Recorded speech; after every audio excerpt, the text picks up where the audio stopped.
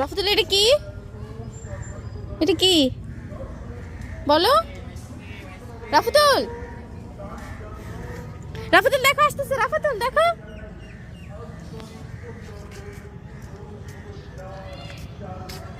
দেখছো কাছে এসছি। কি দিবা এখন? আমাদের কাছে তো কিছু নেই খাওয়ার। দেখেছো?